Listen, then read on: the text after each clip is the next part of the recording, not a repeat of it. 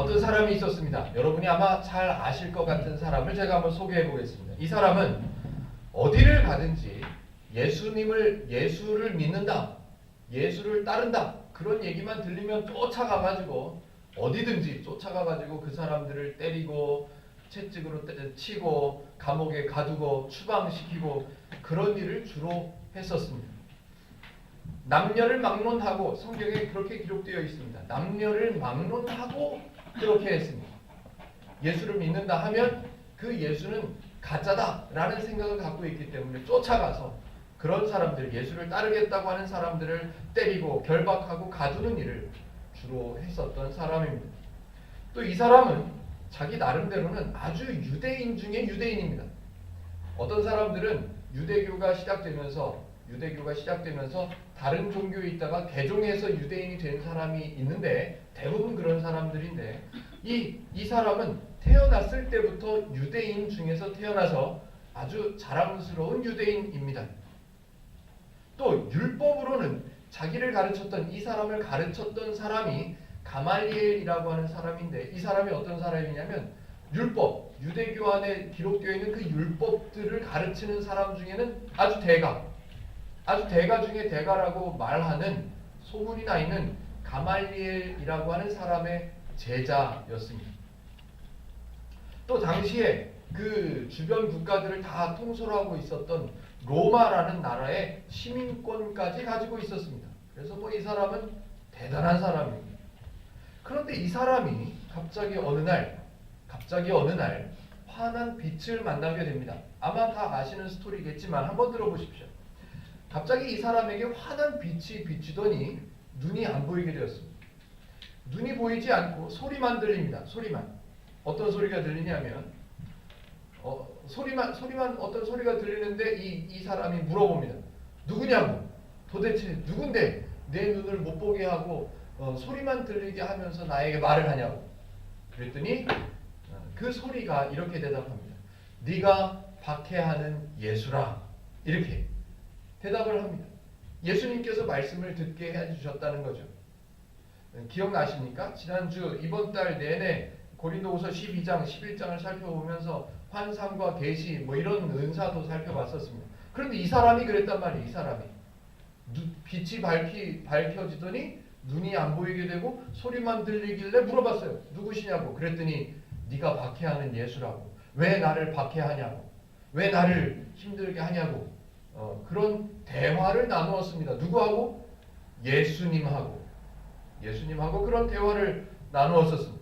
그리고 이 사람이 그 일이 있은 뒤에 며칠 동안 한 3일, 4일 동안 먹지도 못하고 마시지도 못하고 막 너무너무 힘들어하고 그런 시간을 지냈습니다.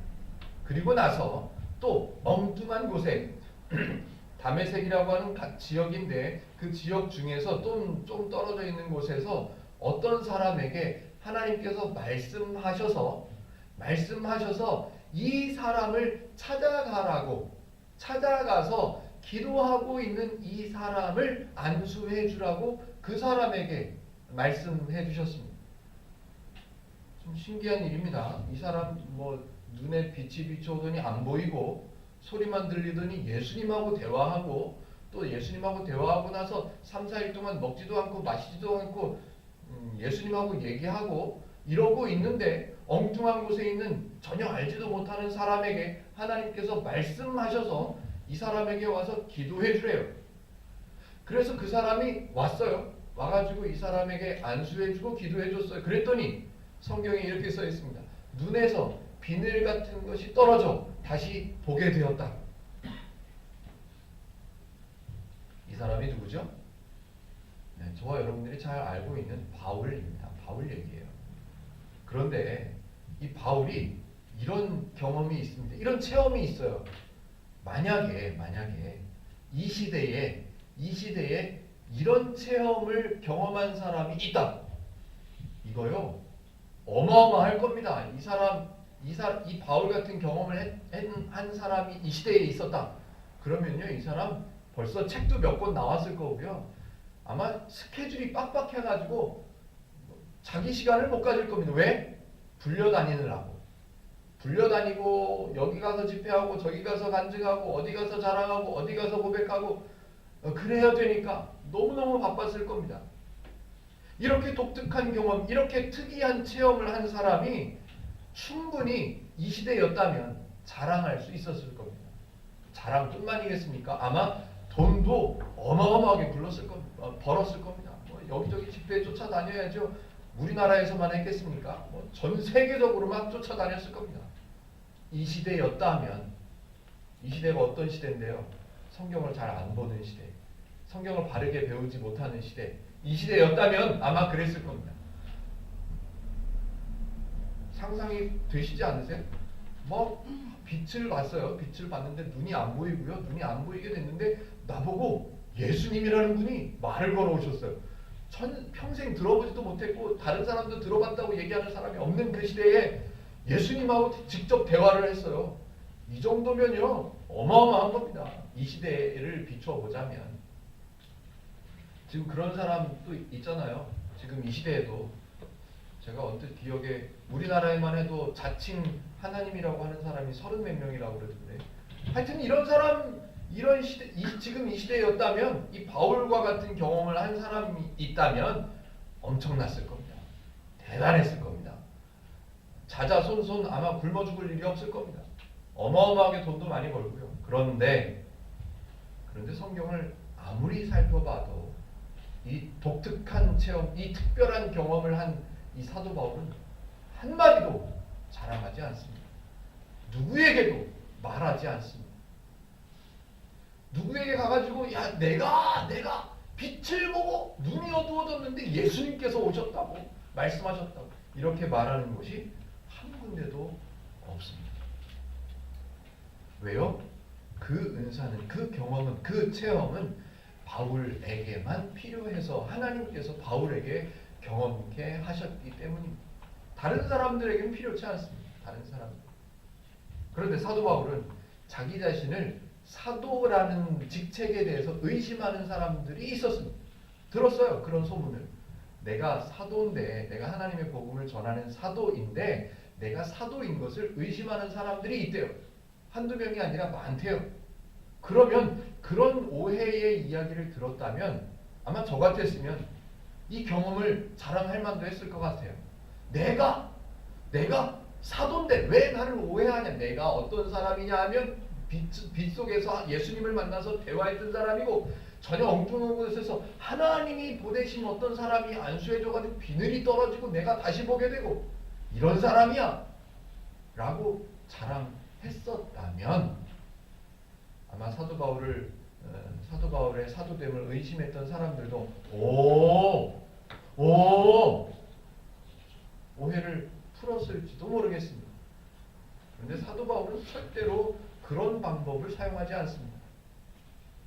지금 고린도후서 12장 12절, 저와 여러분들이 지난주에 살펴봤던 구절인데요. 12장 12절에 사도의 표 된 것은 하면서 자기의 사도됨을 증명하려고 합니다.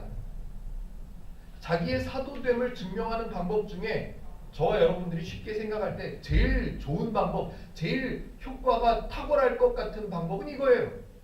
이 특별한 경험, 이 독특한 체험을 얘기하는 거예요. 니네가 나의 사도됨을 의심해? 내가 예수님하고 대화했던 사람이야. 내가 눈에서 비늘 같은 것도 벗겨졌던 사람이야. 이렇게 얘기한다면 제일 쉬운 방법이 될 수 있을 것입니다. 그런데 사도 바울은 그렇게 하지 않습니다. 그 방법은 아니라는 거죠. 그 방법은. 오늘 본문을 읽고 오늘 본문을 상고하면서 풀어보면서 저와 여러분들이 중요하게 생각해야 될 초점, 결론 먼저 말씀을 드리고 하나하나 풀어가 보겠습니다. 결론의 내용, 오늘 본문을 통해서 저와 여러분들이 얻어야 할 결론적인 내용은 이런 겁니다. 과연 그렇다면 사도란 어떤 사람을 말할까요? 사도 바울이 지금 설명하고 있는 사도, 하나님의 사도라는 사람은 어떤 사람일까요? 조금 더 넓게, 하나님의 성도는 어떤 사람일까요? 어떻게 사는 사람, 어떤 얘기를 할 줄 아는 사람, 어떻게 행동하는 사람을 가리켜서 사도라고 할 수 있을까요? 하나님의 사람, 하나님의 성도라고 할 수 있는 사람은 어떤 사람일까요? 분명한 것은 체험과 은사와 환상과 계시 이런 것을 사도 바울이 말하지 않았다는 거예요. 그 방법이 아니라는 거죠. 그런 것을 자랑하는 사람을 성도라고 부른다는 것이 아니라는 거예요.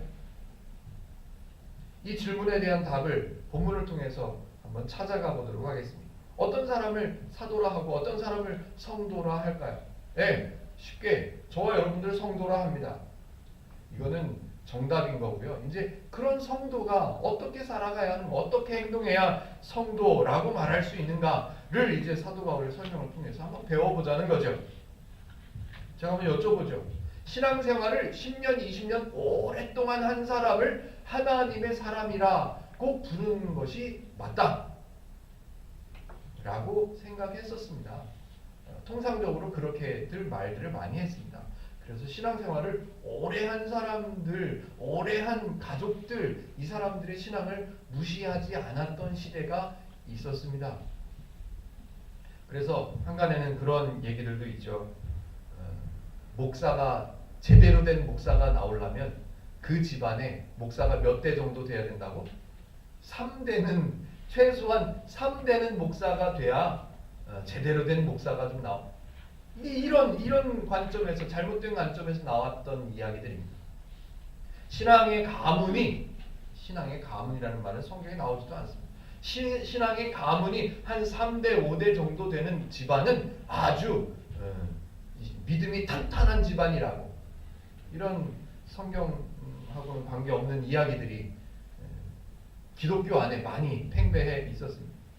또는 인격이 좋은 사람, 아주 성격도 좋고 얼굴만 딱 봐도 야, 저 사람은 참 인품이 좋아 보인다, 저런 사람을 가리켜서 우리가 성도라고 불러야지 라고 생각하는 이야기들도 많이 있었습니다. 그렇지 않습니다. 사도 바울도 그렇게 설명한 적이 없고 성경에서도 그런 식으로 하나님의 사람을 설명해 준 곳이 없습니다. 성경에서 말하는 사도 바울이 가르쳐주고 있는 성도, 사도, 하나님의 성도란 이런 사람을 말합니다.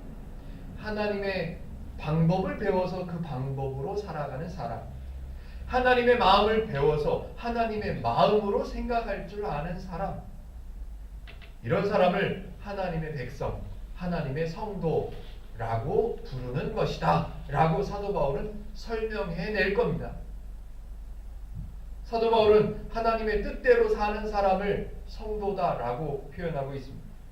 먼저 이제 결론적인 이야기를 말씀을 드렸는데 오해를 하나 풀고 가야 됩니다.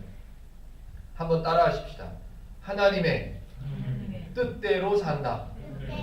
많이 들어보셨을 겁니다. 하나님의 뜻대로 산다. 아이 동민이 땡큐. 하나님의 뜻대로 산다는 말을 우리는 많이 들어봤었고 말도 했었고 기도할 때도 그렇게 기도했었습니다. 하나님, 제가 하나님의 뜻대로 살겠습니다 라고요. 하나님의 뜻대로 산다는 말의 의미를 어떻게 생각하고 계십니까? 제가 한번 설명을 드려볼게요. 한번 들어보세요. 아마 지금 먼저 설명드리는 거는 주로 잘못된 얘기인데요. 아마 공감이 많이 가실 겁니다. 하나님의 뜻대로 산다는 말은 하나님께서 정하신 뜻, 하나님께서 계획하신 그 계획들에 내가 좀 힘들어도, 내가 좀 어려워도 그 계획, 그 하나님의 뜻, 정해져 있는 그 뜻을 따라서 순종하면서 사는 삶을 가리켜서 하나님의 뜻대로 산다라고 말해 왔었습니다.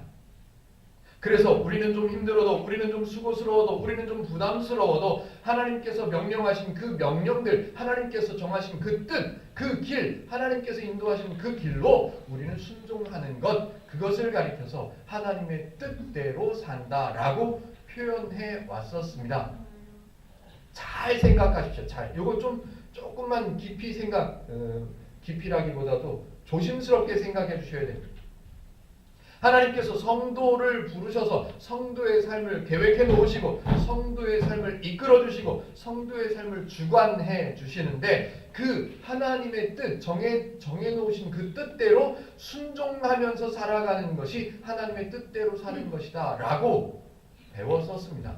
그렇게 들어왔었습니다. 그런데 제가 다르게 한번 설명을 해보도록 하겠습니다. 하나님의 뜻대로 산다는 말은 하나님께서 행하신 것처럼 산다라는 말입니다. 제가 지금 예를 들어서 하나를 설명해 볼 텐데, 예를 들어 볼 텐데, 이 예가 적절한 예가 될지는 잘 모르겠습니다. 여하튼 한번 저의 의도를 좀 이해해 주시면 좋겠습니다. 어떤 사람이 있었는데 이 사람이 저축을 잘했습니다. 저축을 꼬박꼬박 잘했습니다. 젊었을 때, 어렸을 때 아주 좀 어렵게 살면서도 어려운 삶에도 불구하고 저축 생활을 잘했습니다. 그리고 어디에 가서든 성실하게 생활했습니다. 성실하게, 남 속이지 않고 성실하게 꾸준하게 그렇게 생활하면서 저축도 꼬박꼬박 잘했습니다. 그래서 이 사람이 나중에 나이가 어느 정도 지긋하게 되었을 때쯤에 돌아보니 재산도 좀 어느 정도 되어 있고 삶도 좀 안정적인 삶을 누리게 되었습니다. 그런데 이 사람이 가까이 있는 어떤 청년의 삶을 한번 들여다보니까 그 청년은 흥청망청 앞으로의 일은 생각지도 않고 그냥 지금도 어려우면서 지금도 없으면서 하루 살아 하루 쓰는 뭐 이런 삶을 살고 있어요. 몸도 상하고 마음도 상하고 그렇게 살고 있습니다. 그래서 이 젊은이를 데려다가 이 노신사가 설명합니다. 젊었을 때 성실하게 일하고 저축도 꾸준히 잘하고 이렇게 내가 살아봤더니 참 지금 돌아보니까 참 잘했다고 생각이 들고 지금 삶이 풍요롭고 지금 삶이 이렇게 누리는 삶을 살 수 있게 되었다고 그렇게 이야기하고 나서 이렇게 말했습니다.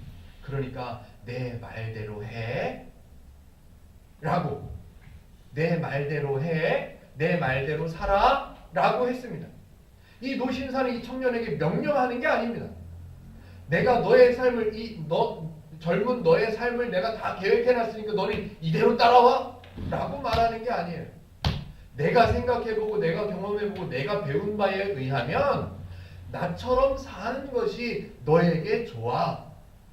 그래서 이 노신사는 말하는 거예요. 내 말대로 살아. 내 뜻대로 살아. 내 생각대로 내가 말한 대로 좀 살아 라고요 권면하는 거죠. 명령이 아닙니다. 절대로 명령이 아닙니다. 하나님께서 이렇게 말씀하셨습니다. 너희들은 내가 성도로 불렀으니까 너희들은 이제 내 뜻대로 살아 라고 말씀하셨다 칩시다.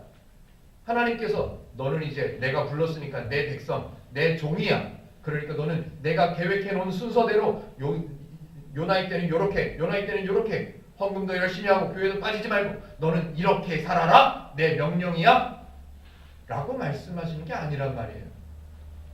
내 마음을 배우고 나의 방법을 배워서 나의 방법대로 살고 나의 마음을 배워서 그 마음으로 살아갈 수 있다면 너는 분명히 행복을 누릴 수 있고 풍요로운 삶을 살 수 있어. 너의 마음이 평안하게 살 수 있을 거야 라고 말씀하시는 거죠. 사람들은 잘못 압니다. 두 개가 비교가 되십니까? 비교가 분명히 되어야 됩니다. 하나님께서 말씀하시는 명령, 하나님께서 제시해 놓으신 하나님의 계획, 하나님의 뜻, 그것을 순종하는 것이 하나님의 뜻대로 사는 것이다 라고 생각하는 사람들이 주로 하는 일이 뭐냐 하면 성경을 읽습니다. 성경을 읽을 때마다 뭐를 찾아내려고 애를 쓰냐면 하나님의 명령을 찾아내려고 애를 씁니다. 왜? 하나님의 명령이 있어야 그걸 따라 사는 것이, 거기에 순종하는 것이, 내가 어려워도 내가 힘들어도 내가 부담이 되어도 그 명령에 순종하는 것이 하나님의 뜻대로 사는 삶이라고 생각하기 때문에 성경을 볼 때마다 명령을 찾아내려고 애를 씁니다. 명령처럼 보여주는 구절이 나오면 무조건 밑줄 쳐놓고 이대로 순종해야 되는구나. 하나님은 사람들에게 명령하시지 않습니다. 하나님은 사람들에게 요구하시지 않습니다. 왜냐하면 하나님께서는 직접 부르셨고 하나님은 그 사람들을 부르실 때 저 사람들에게는 능력이 없다는 것을 알고 부르셨기 때문에 저 사람은 기도할 수 있는 능력도 없고 풍요롭게 살 수 있는 자격도 없고 아무것도 없다는 것을 알고 부르셨기 때문에 하나님은 그네들에게 무언가를 요구해 내시지 않습니다. 명령하시지도 않습니다. 사람들은 10계명만 봐도 우리가 이 하나님의 10가지 명령들을 지켜야 되는구나 라고 생각합니다. 아니요. 10계명은 단어 자체가 아마 제가 볼 때는 좀 잘못된 것 같아요. 10가지 성도를 향한 하나님의 권면, 이렇게 말을 바꿔야 맞습니다. 첫 번째 계명요. 나 외에 다른 신을 너에게 있게 말지니라. 왜? 다른 신은 없는 거니까.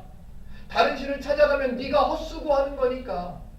다른 신이 있다고 생각해서 우상의 조각을 만들어 놓고 엎드려 절하고 엎드려 예배하고 제사하는 것은 헛된 일이니까 너는 힘만 빠지고 상처만 받고 마음만 힘들어지니까 너는 그 헛된 일을 하지 마. 나만 기억해. 명령이 아니에요. 명령이 아니에요.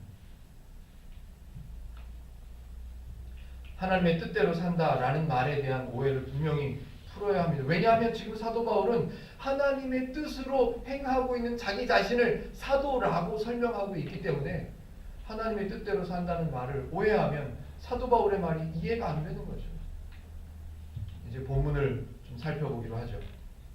지금 사도 바울은 계속해서 하나님을 설명하고 있고요. 또 하나님의 사도인 자기 자신의 사역을 설명하고 있고요. 또 하나님께서 부르신 성도들을 설명하고 있습니다. 이 세 가지를, 네 가지, 여러 가지를 동시에 설명하고 있습니다. 아주 탁월한 설명이죠.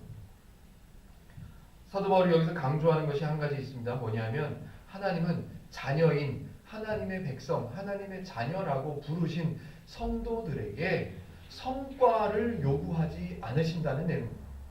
자녀된 자들에게, 자녀된 성도들에게 너 이거 꼭 해서 갖다 바쳐야 돼 라고 얘기하시는 내용이 없다는 거예요. 하나님의 마음은 그런 게 아니라는 거예요.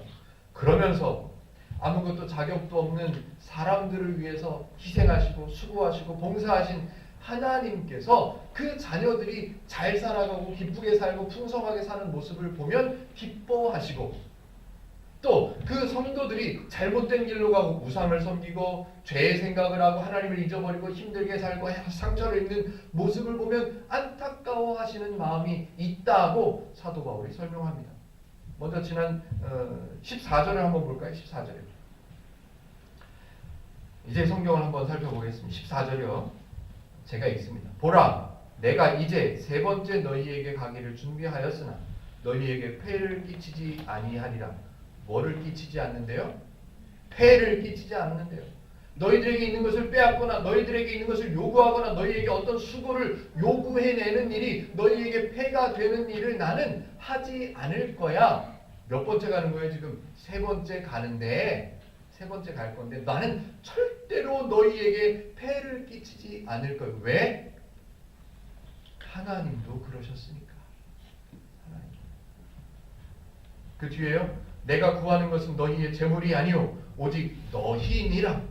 어린아이가 부모를 위하여 재물을 저축하는 것이 아니요 부모가 어린아이를 위하여 하느니라. 아마 지금 고린도 지역에 있는 성도들 또는 교회들에게도 지금 우리 시대에 살고 있는 성도들이나 교회의 모습하고 비슷한 문제가, 이걸 문제라고 표현해야 맞습니다. 성경대로 한다면 그런 문제가 있었던 것 같습니다. 어떤 문제요? 여러분, 자, 우리는 이제 성도가 되었으니까 하나님을 위해서 헌신합시다. 이런 말이요. 여러분, 하나님의 영광을 위해서 사합시다. 하나님을 위해서 더 열심히 기도합시다. 하나님을 위해서 더 여러 번 더 많이 예배를 합시다. 우리가 더 열심히 살아서 하나님을 더 기쁘시게 합시다. 이렇게 말하고 이렇게 가르치는 교회나 성도들이 이 시대에도 있었던 것 같습니다. 그래서 사도 바울이 일침을 가하죠. 어디 어린아이가 부모들을 위해서 저축하냐? 말도 안 되는 소리. 어디 어린아이가 부모를 위해서 나가서 노가다를 하냐? 어느 사람, 어느 가정의 아이들이 부모를 위해서 힘쓰고 애쓰고 수고하냐? 아니다. 부모가 아이를 위해서 수고하고 아이를 위해서 희생하고 아이를 위해서 돈 벌고 아이를 위해서 굶고 아이를 위해서 저축하는 것이다. 하나님을 설명합니다. 하나님은 부모님이시라고. 오해하고 있는 성도들에게 하나님을 설명하는 거죠. 사도 바울이 말하고 싶은 내용을 제가 좀 이렇게 풀어서 설명드리면 이런 거예요. 하나님이 희생하셔야 죄인이 성도가 되는 것이다. 하나님이 일하셔야 성도가 행복을 누릴 수 있는 것이다.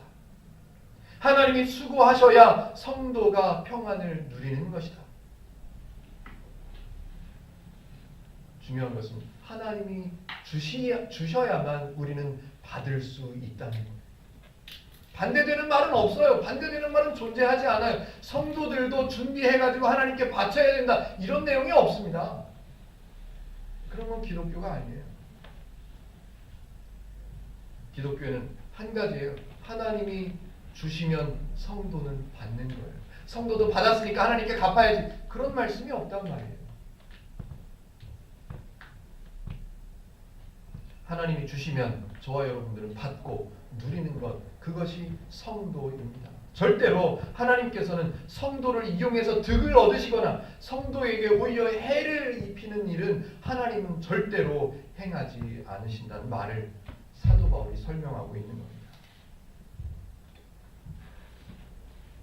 바울도 하나님의 마음으로 말하는 거죠. 내가 지금 세 번째 너희에게 가려고 준비하고 있는데 내가 세 번째 너희에게 가면 너희에게 절대로 폐를 끼치지 않을 거야. 왜 이렇게 말할까요? 오해하고 있는 사람들이 있었거든요. 오해하고 있는 사람들이 있었단 말이에요. 바울은 계속해서 하나님의 원리로 행하는 자기 자신, 사도의 모습을 계속해서 설명합니다. 어디까지 가냐면 15절 제가 한번 읽어볼게요. 내가 너희 영혼을 위하여 크게 기뻐함으로 재물을 사용하고 또 내 자신까지도 내어 주리니 너희를 더욱 사랑할수록 나는 사랑을 덜 받겠느냐 라고 합니다. 오늘 제가 설교의 제목을 주보에 보시면 자신까지도 내어 주리니 이렇게 써놨는데요. 중요한 단어들이 여러 단어들이 있었는데 오늘은 제가 이 단어를 한번 써봤습니다. 사도 바울이 지금 성도들을 위해서 애쓰고 있습니다. 저와 여러분들이 알고 있는 바대로 사도 바울은 이제 나중에 다른 성경을 또 보게 되면 나오는데요. 사도 바울은 천막 짓는 일을 해왔었습니다. 텐트 메이커라고 하죠. 자비령으로 돈도 좀 벌기도 하고요. 일을 했었습니다. 왜? 내가 복음을 전하는 사람들이 나를 후원해서 나를 돕고 나를 위해서 헌신해주고 있는데, 동역해주고 있는데 그게 혹시라도 내가 받아 쓰고는 있지만 혹시라도 전애들에게 부담이 될까봐 나도 일하는 거예요. 사도 바울은 그렇게 하고 있습니다. 왜요? 저들을 위해서, 그 성도들을 바르게 가르치기 위해서 사도 바울은 어떻게 하고 있다고 말하냐면 내가 너희 영혼을 위해서 내 재물을 사용하고, 재물을 사용하는 것뿐만이 아니라 나 자신까지도 내어주겠다. 왜요? 하나님이 그렇게 하셨습니다. 하나님이 저와 여러분들, 죄인 되었던 저와 여러분들에게 하나님이 불러주심을 허락해 주셔서 하나님이 희생하시고 하나님께서 수고하시고 하나님께서 봉사하시고 하나님께서 선물해 주셔서 저와 여러분들은 받아 누릴 수 있는 사람이 된 겁니다. 하나님도 자신을 내어주기까지 하셨기 때문에 사도 바울은 지금 자기 자신이 사도된 사람으로서 사역하는 방법의 기준을 이렇게 설명하는 거예요. 내가 내 재물도 사용하고 그것뿐만이 아니라 내가 내 자신까지도 내어주리니 라고. 저와 여러분들에게 행복누림교회는 어쨌든 좀 새로운 독특한 모습으로 교회를 세워가고 있는데요. 저와 여러분들에게 이전에 저도 똑같습니다.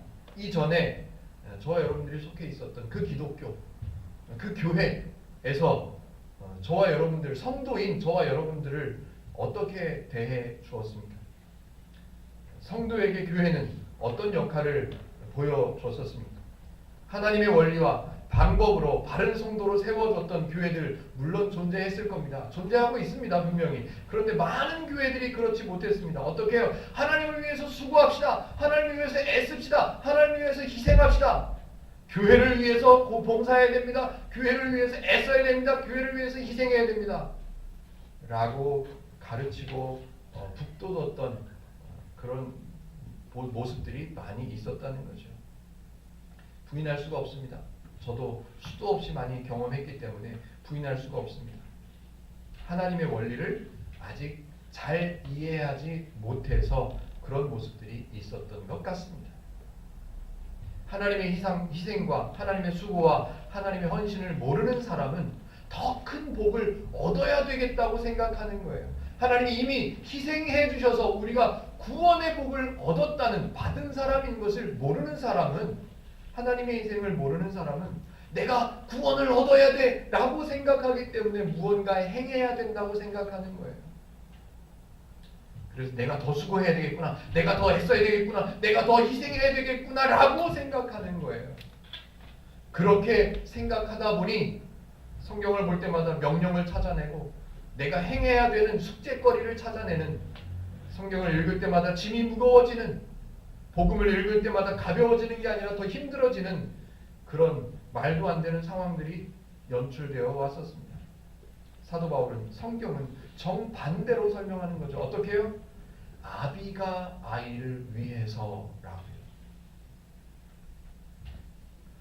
어떤 사람들이 오해를 지목하고 어떤 사람들이 오해를 하고 있습니다. 그래서 사도 바울이 그 오해하는 사람들을 콕 집어가지고 다른 얘기들을 좀 설명해 보려고, 더 넓게 설명해 보려고 그 오해하고 있는 사람들을 콕 집어서 하는 이야기가 나옵니다. 16절요.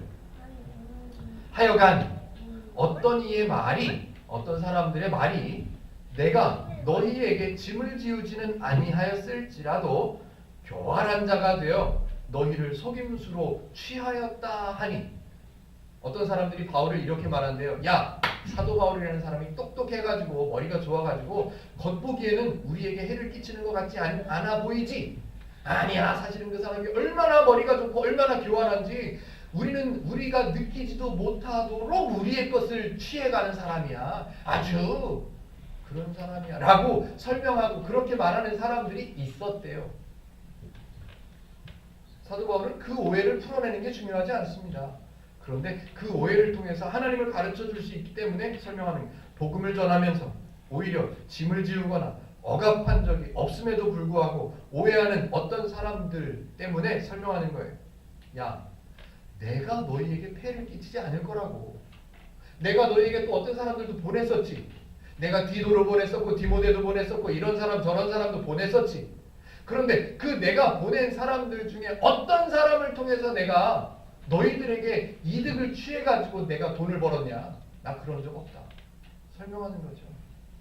내가 보낸 사람들, 디도, 디모데, 이런 내가 보낸 동역자들, 이 사람들도 같은 성령님의, 같은 하나님의 뜻대로 행하는 사람이다 라고 더 넓게 설명하는 겁니다. 나뿐만이 아니라, 나 바울뿐만이 아니라 내가 보낸 어떤 사람들이라도 너희에게 일을 취해서 나에게 갖다 바친 사람이 없다. 17절요. 내가 너희에게 보낸 자 중에 누구로, 어떤 사람으로, 내가 어떤 사람으로 너희의 이득을 취하느냐? 그런 적 없다. 오해하지 말라는 거죠. 하나님은, 그러면서 하나님을 설명하는 거예요. 하나님은 나를 보내서도 또 다른 사역자들을 보내서도 너희의 일을 취해서 하나님께서 거두어 가시는 일이 없다라고 설명하는 거죠. 너무너무 훌륭한 설명이죠. 또 하나요. 이제 또 하나 마지막으로 하나님의 마음을 사도 바울이 한 번 더 설명합니다. 어떤 마음이냐면요. 안타까움입니다. 하나님을 설명해내고 바울이 사도 되었다는 것을 증명해냅니다. 그리고 너희들은 성도다라고 설명해냅니다. 그러면서 사도 바울이 한 가지 더 추가적으로 설명하는 것은 하나님의 안타까움이에요. 하나님의 안타까움. 하나님의 사람들이라면, 성도가 되었다면 하나님의 뜻을 알아서 그 뜻대로, 그 방법대로, 그 원리대로 살아서 풍요로움을 만끽하고 행복을 누리고 하나님의 사람인 것을 경험하면서 그렇게 기쁘게 살아가야 되는데, 성도임에도 불구하고 하나님께서 부르신 하나님의 사람임에도 불구하고 풍요로움을 만끽하지 못하고 행복을 누리지 못하고 하나님을 잘 모르고 살아가는 사람들을 볼 때 너무너무 안타까워 하시는 하나님의 마음을 자기 자신의 마음으로 비추어서 설명하는 내용이 20절과 21절에 등장합니다. 20절이요. 제가 한번 읽어볼게요. 천천히 읽습니다. 내가 갈 때에 너희를 내가 원하는 것과 같이 보지 못하고, 제가 끊어서 설명을 해볼게요. 너희를 내가 원하는 것과 같이 보지 못하고, 뭘 원하는데요? 사도 바울이 아니 하나님께서 그네들의 모습을 어떻게 원하시는데요?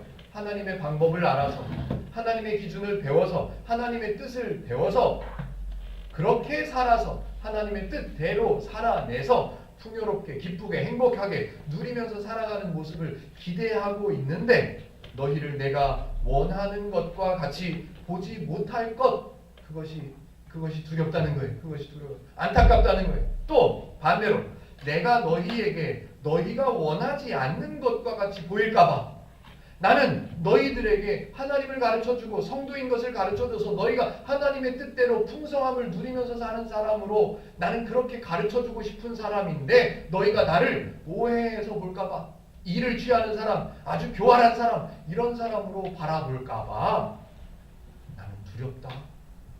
내가 원하는 건 그게 아닌데 그렇게 보여질까봐 두렵다. 안타깝다. 마음이 아프다. 그렇게 말하죠. 왜요? 하나님의 마음이 그렇다. 그 뒤에 계속해서 읽어볼게요. 또 다툼과 시기와 분냄과 당짓는 것과 비방과 수군거림과 거만함과 혼란이 있을까봐. 왜요? 이런 모습들은 뭔데요? 하나님을 모르고 있다는 거예요.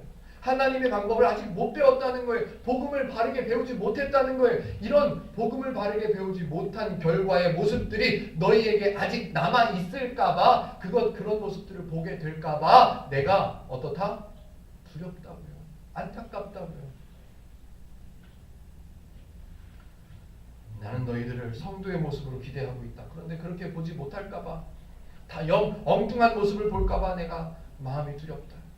그런 이야기들을 하죠. 두렵다고요. 두렵다.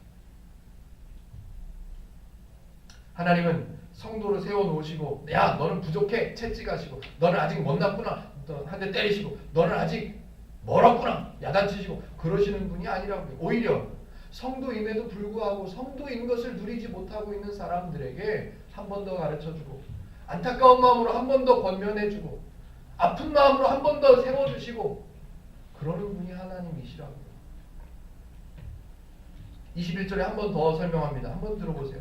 또 내가 다시 갈 때에 내 하나님이 나를 너희 앞에서 낮추실까 두려워하고 또 내가 전에 죄를 지은 여러 사람의 그 행한 바 더러움과 음란함과 호색함을 회개하지 아니함 때문에 슬퍼할까 두려워하노라.